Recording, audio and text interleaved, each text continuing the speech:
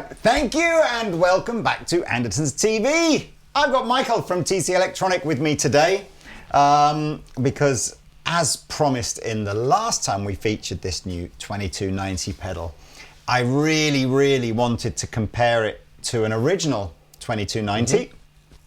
And Michael, who obviously works at TC and was one of the part of the design team behind this product, said, I've got one, I'll bring it in. And that's great. So welcome to Guildford, welcome to Andertons. Thank you for coming over. Thank you so much, Lee. It's a pleasure. And so let's just talk about the setup that we've got today. So we've got the Strat going into these three pedals here. It's mono in here. By the time we come out, we are coming out in stereo, but when the pedal is not engaged, it's essentially just doing a straightforward split of the same signal left and right. One signal is going into the 2290 pedal. The other signal is going into the 2290 rack unit. And then the stereo outs of both these units going into the two quartermasters. So when number one is lit up here, left and right, we're hearing one of them, and when number two is lit up, we're hearing the other. Anyone want to take a guess which way round it was from the first jam? Those eagle-eyed of you probably will have worked it out from the colour of the cables, but number one is the new pedal, and number two is going to the original 2290. So Michael, tell people about why the 2290, the original 2290, became one of the most iconic TC products of all time. Yeah, so the original 2290, which we brought here today, was released back in '85. And I think actually one of the major things about it was that it was a product that came out of, let's make the ultimate sound machines for guitar players, studio guys. What do they need? How can we make something that is incredibly capable? And that also speaks to how advanced it is.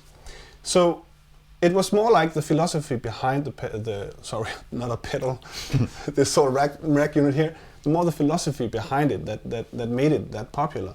Because it really came out of, well, if we can make delay, and we can make a highly pristine digital delay, and we can modulate it in all these different kinds of ways, we shouldn't be the ones who decide how you're going to use it. Let's give you all the controls. So it almost became like an engineering tool. Right.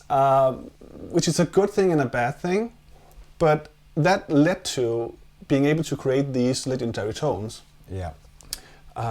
And of course it started with high quality and having this, the concept of the way it captures the delay with a extremely high frequency. So it's actually just sampling everything super fast and then just modulating that in the digital space actually, and then the rest is analog.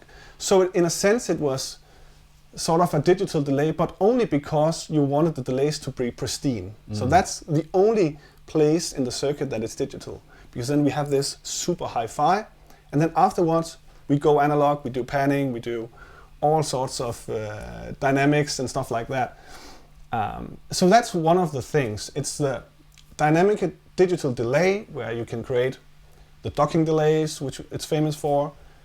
Was that invented essentially by TC, or had other products had some element of ducking? I'm actually not sure if it was invented. It was probably made famous from this pedal. And sorry again.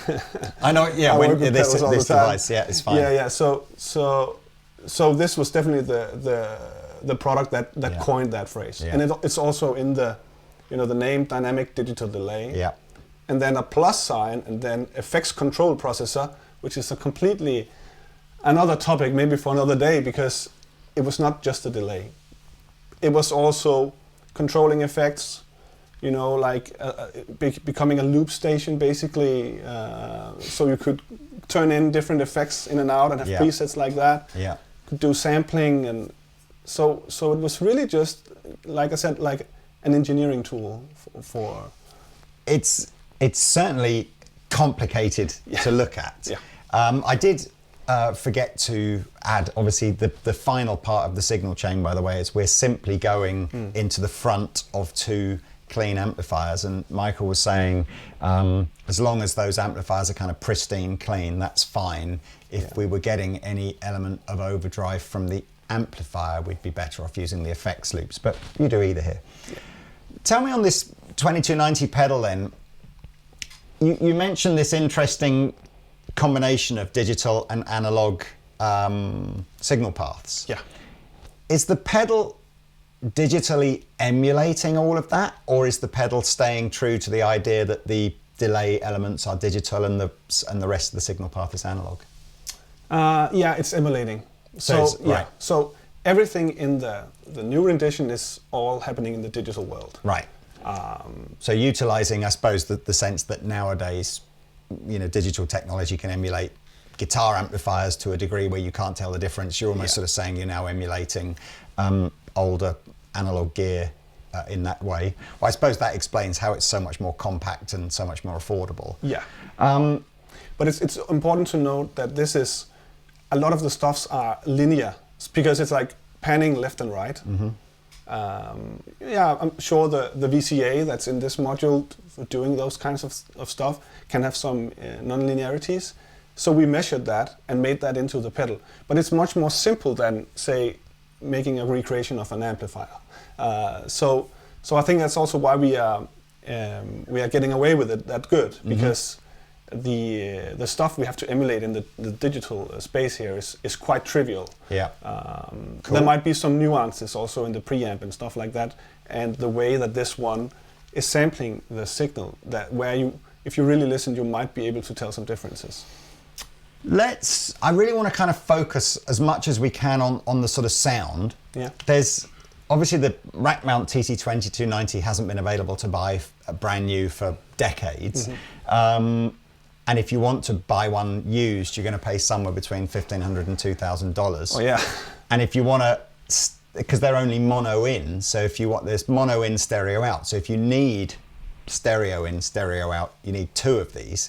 So there's obviously a massive, you're potentially talking $4,000 to buy two of these as opposed to £300 to buy one of these, which will do stereo in and stereo out. But let's try and get some of the iconic sounds out of this. So I'm thinking of those iconic modulations, those iconic pan delays, and just get two patches kind of as close as you can get them on here. And again, I'll just switch between the two.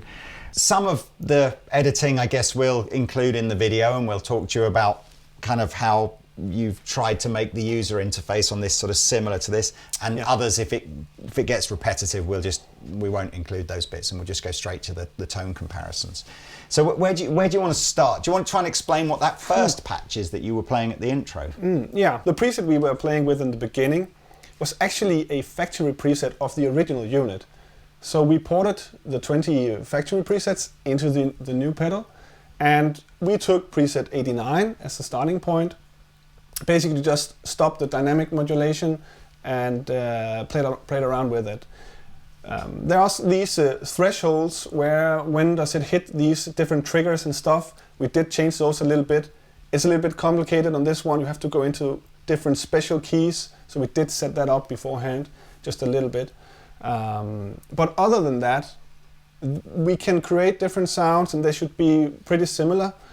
Some of the stuff in this one is happening in the analog world again, and there can be differences from one unit to another. So this algorithm is more like, an average of the old units. Well, let's have a little listen then. So, all right, let's try it out and see if we can create a patch we like.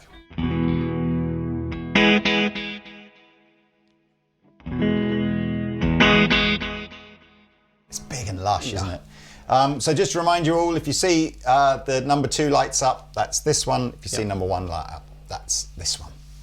Yeah, and the preset you're hearing right now, there's panning on the delay side, so it's going left and right. And then we have a little bit of delay modulation. So that on the original, that was actually speeding up and down, the read and writes a little bit, like on an old tape machine. Wow. So that we're doing here as well, but not a lot. But maybe we can try and increase that and get it a little bit more, wavy. So we go into the modulation section here. We can select the delay, and now we can select what kind of source we want. We want a sine wave, a randomizer, an envelope that follows the guitar, or a trigger that triggers from the guitar. Right now we're on the sine, and we are going to increase the depth, maybe to around 35. Now start to detune even more. We could do the same thing over here. We have the delay here. And then we go to the sine, and we can increase the depth. Try and...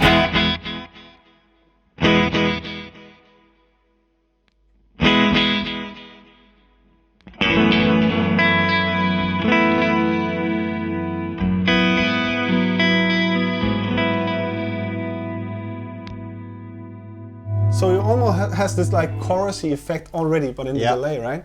Yep. A little bit exaggerated, but I like it.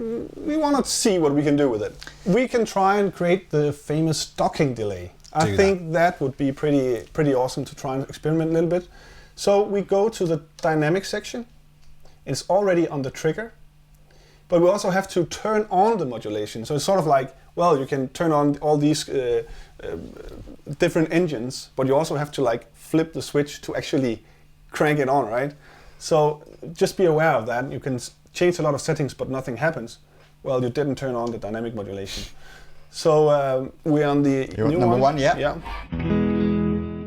So it's not really kicking in that much.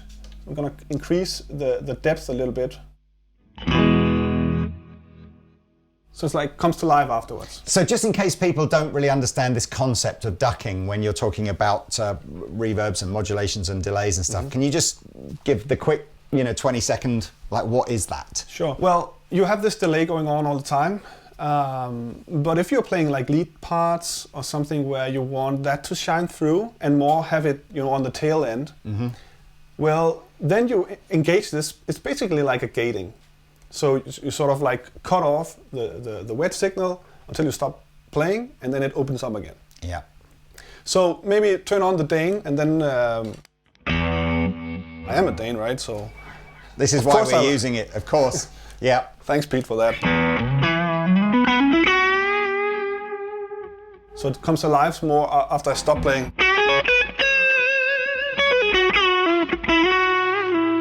And famously, if I sort of think of people that use delay sounds a lot, something that people like The Edge and stuff like that, are they using a ducked delay, or are they actually wanting the delay sound to kind of merge over the top of their normal guitar sound? I think it's so different. It's like anything, right? But actually, I think in the 80s when this was out, you wanted the delay to be there. Yeah. Right? You wanted that entirely wet.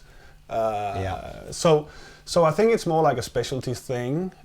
It's been used a lot for vocals as well. Yeah. You definitely. That certainly for vocals, any reverbs and delays, you absolutely want them ducked. Otherwise, the whole thing becomes a mess, doesn't it? But okay, no, that was it. Hopefully that makes a little bit more a sense about what we're talking about. That's one trick, Lee, though, because you can also do the opposite. I just want to show you that before we move on, because if we hit the reverse, now it's only docking after you stop playing. So, okay. But why would you then do that? I would say something like, again, like if you have some chords and you want them to be more full, but maybe you want to do like there's some breaks, or you don't. When you don't want to play, you don't want to play.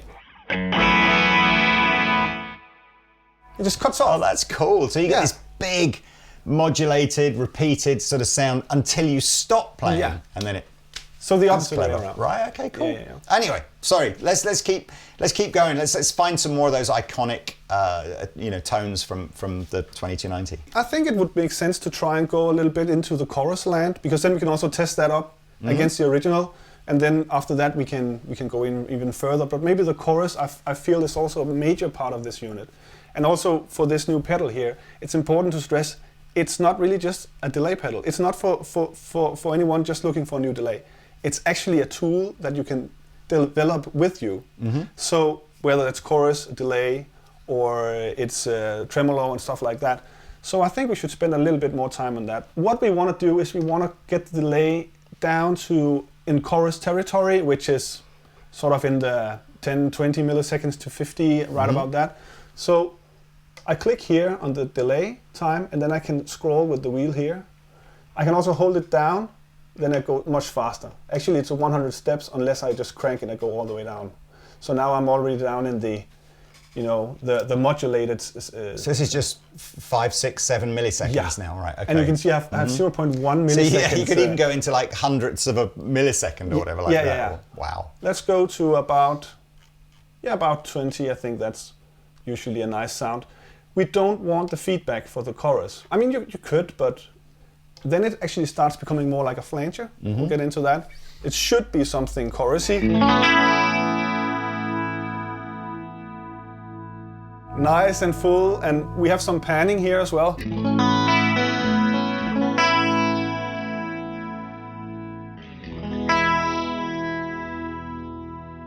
So we want to build that on the original. I just love this. I'm trying to remember all of the devices that we would have had in the 1980s. Obviously, you weren't even born then, so you're not allowed to contribute to this. But I kind of remember that first time that we had a telephone at home that wasn't the wheel. It kind of had buttons like this on it, or a calculator, or I don't know. There's something about it. It makes me giggle a little bit every time I play with this. Yeah, it just does. So, okay, let's go to number 2 now. So let's get the chorus on here. All right.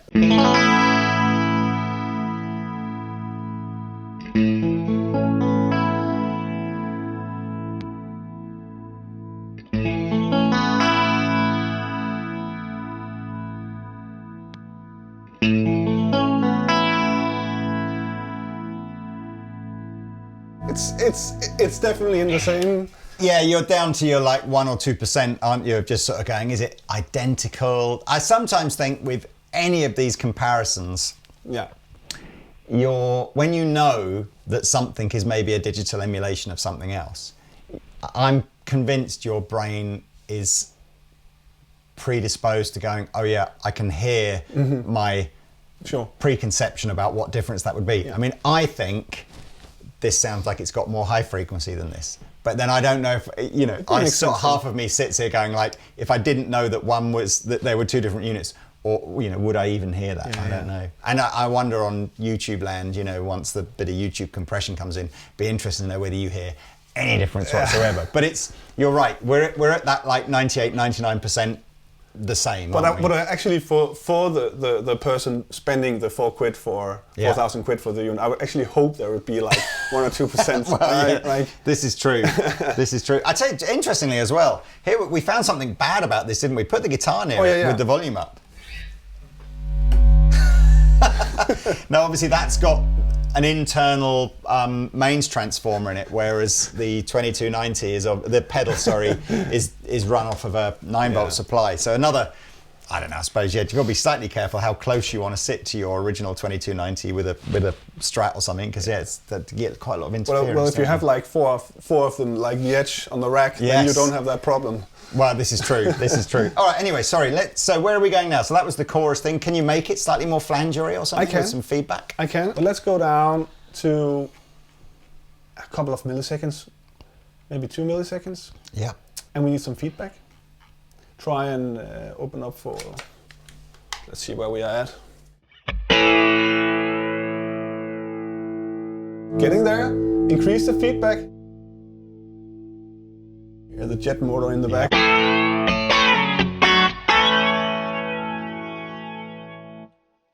So now we're starting to have that flangery kind of tone. We'll do the same over here.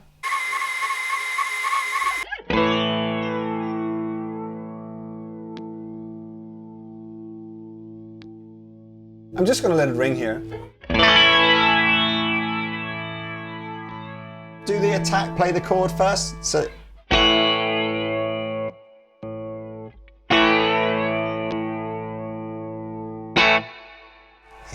I think it sounds more similar on the flanger mode than it did on the chorus. I mean, again, splitting hairs, right? But maybe we should try with that filter. So we go in and we select the high frequency filter here. So it's a high and a low. So you sort of can like narrow it down. So you can filter away the bass end as well if you want to. Okay, sometimes you can actually also with the flanger you can get a little bit too heavy in the bottom. So we go in here and we turn on the filter, and there's like this animation it's like showing. A strobe, isn't there? Yeah. So high cut Now let's just take it down to around 3K. Do the same. So this is everything above 3K now is being filtered Yes. It's starting for every time it goes through it will be filtered more and more. You should actually try that on one of the delays as well, because then you get more into that analog delay. Yeah. Maybe we'll build an analog delay afterwards. Yeah.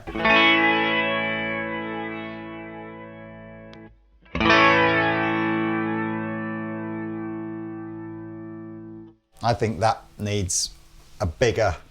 I think the filter on that needs to be set higher. So I don't know if 4 on this is the same as 4 on that. It's difficult to know if this is using steps rather than just numbers. But would you say then that, you know, back in the 80s when the TC-2290 came out, its kind of iconic tones were for guitar players that were using modulated delays rather than just either modulation on its own or delay on its own? Yes, but also the high fidelity. Right. Because really you came from a world where you typically would use the tapes and stuff like that, and you couldn't really get a pristine delay. It's, of course, there's competition also in digital, but having that pristine delay as a starting point, and then you can subtract from it. Right. Basically, like you would do with a synthesizer, you start off with like the saw or. And then you can sort of like subtract for that, and that's been used a lot. So you start up with something that's almost too much, and maybe in the 80s it was not too much. That was just what you wanted, right? And then from that point you would start to like remove stuff here and there. You start to like make the delay wobble a little bit, turn the filters. So that could actually be a great idea to create first a completely clean delay and then start to make it into something that's a little bit more inspiring. Let's do that. Let's start with what'll be interesting, I think, if we do that, is it'll inspire different riffs and memories of guitar players from that era. So let's start. Really pristine delay. What's the maximum delay time you can go to on this? 10 seconds. Fine. So that means great. Let's just start something at your classic kind of half a second kind of delay type stuff. Maybe I'll start from scratch with a new preset, and to you listening back home and having this pedal, I think a great starting point would just be the preset 1. So let's start from there and remove some of the modulations, right? So now we have something that is, let's turn off the filter. So you're going for maximum high fidelity delay with no modulation, no filter, no nothing. And a little bit more feedback.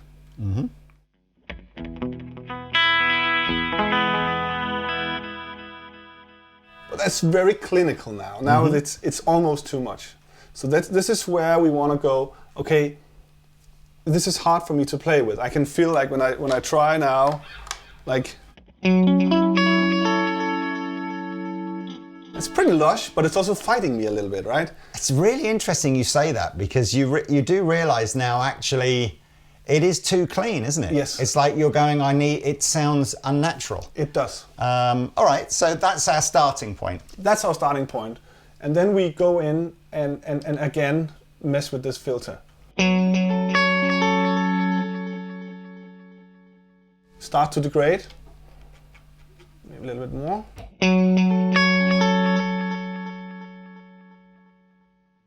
It's already getting better. You can also do that in the low end.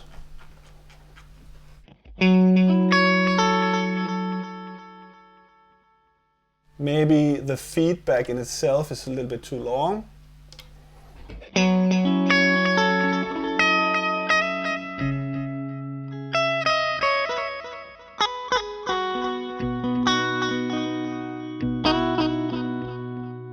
I almost want to play now, so what I feel we're missing here is maybe some of a little bit of the modulation on the delay line.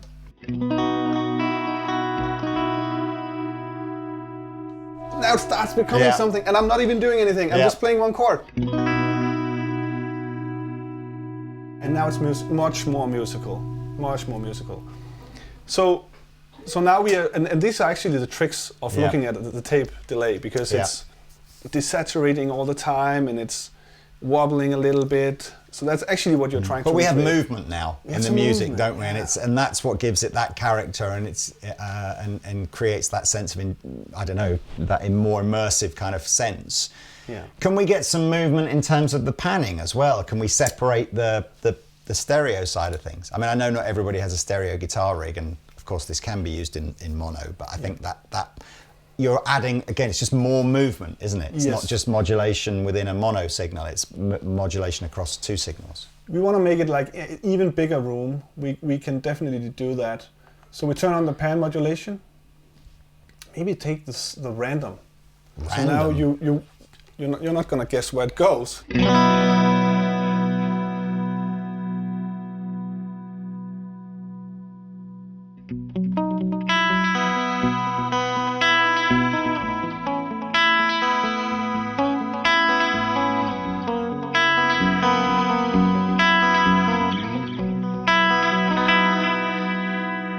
I'll give you a bit of drive, I love that sound.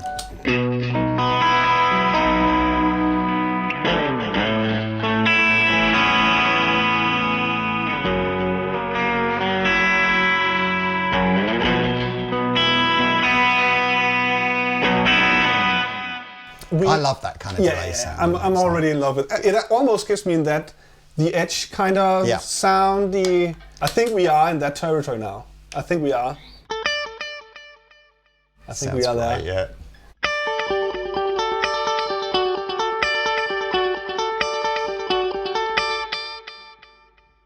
I mean, again, this has probably been done a million times on YouTube, but just bypass the pedal, so that now play the same. You know, this is okay. That's not gonna be. But that's what I mean, just as in.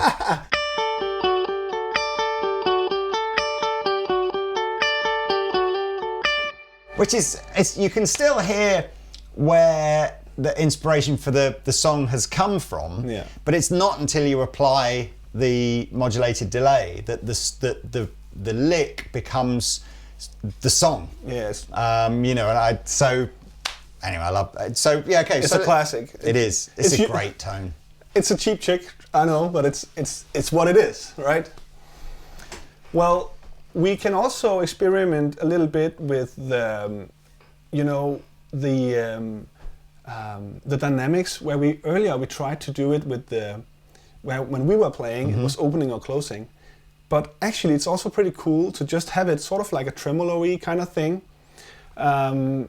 Because then we can do that both with the dry and the wet. And that can also make it really big. So I want to show you that. So what we're going to do is we want to turn on the dynamic modulation. And then instead of the trick, which we tried before, we're going to go to, it could be the sine. So let's hear that. That's a really heavy tremolo. That's a really heavy one. Let's dial that down a little bit. So, okay, it's on 99, the modulation depth. So let's make it a little bit more subtle.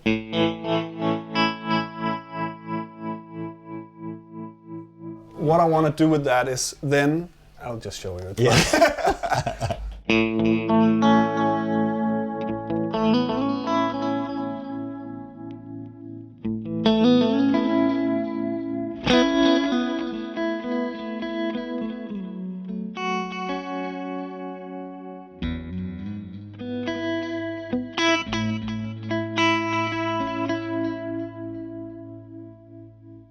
It's more of a whoop, whoop, whoop type throbbing kind of tremolo sound, isn't it? Yeah, and also from side to side, basically, because they are changing place all the time. I think that's a really interesting one. Right now it's a little bit exaggerated again, but it's just the way you can sculpt it until you have something where, and now it's just.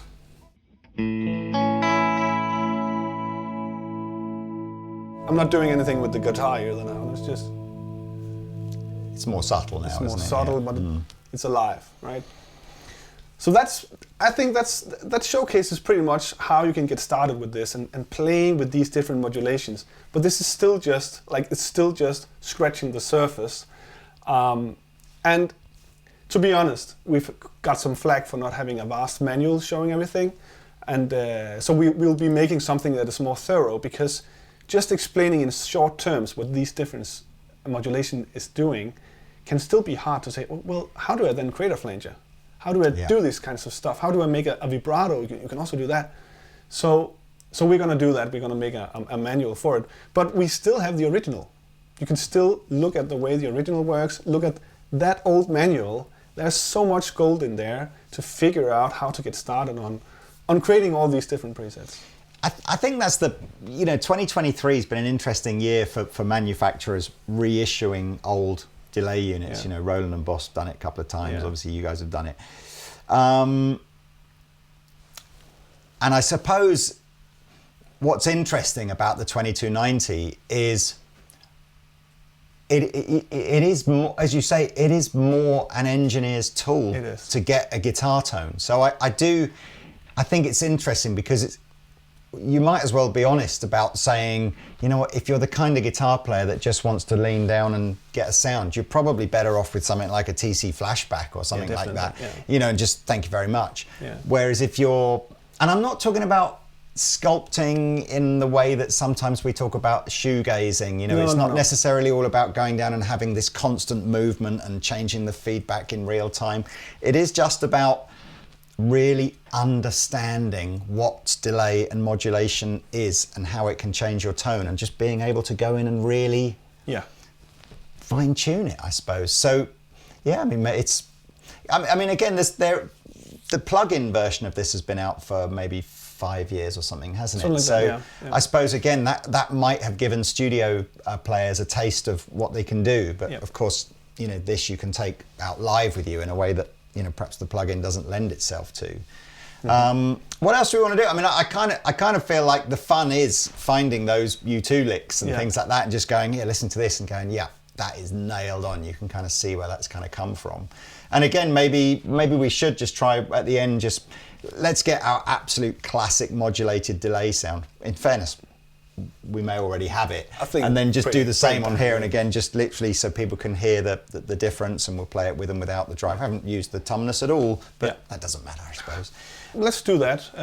There's also one point where actually they're different, because this was a powerhouse in MIDI as well, using these weird MIDI SysX messages. But we gave the new pedal, of course, an overhaul, so it has a vast MIDI implementation. I mean, you can set the delay time 4 different ways on this pedal. So again, it's like just to say that they are different, but they are so similar in so many ways. Because now in 2023, how do we want to make the best MIDI implementation? Like not just copying the old one, but actually make some improvements. And the same goes also for the way you can set subdivisions on this one. You can have the quarter notes and all of that. Couldn't do that on the old one. Yeah, so there are some different bits and pieces where we were like, we want to stay true to the original, we also want to add this feature. Quickly just show them the magnetic cover as well. That's super cool. Obviously by the time you don't want something fall on this or inadvertently change one of the parameters. So yes, when you're using it live, you just pop this on the top, which comes with it. So. Yeah, and as you say, it's not the shoegazer pedal twiddler anyway, so might as well just flick on the shades here. Yeah, absolutely. Yeah, absolutely. It's like a pair of sunglasses for it, isn't it? All right, well, look, I think we'll just finish this video now with just whatever random playing clips we want to kind of find, and we'll switch between the two. But yeah, if you want to find anything more out about this pedal, you can dive on over to the Andertons website or the TC website. They are now in stock around the world. In the UK, I think these are $2.99, so I'm sure in your local currency it'll be something like that. But yes, very, very cool. Thank you so much for flying over to show us this. Thank you for bringing this as well. Like I said, I don't think I've ever actually seen one in the flesh before. But yeah, that is a monster. Right, well, thank you guys for watching, and we'll see you in another video soon.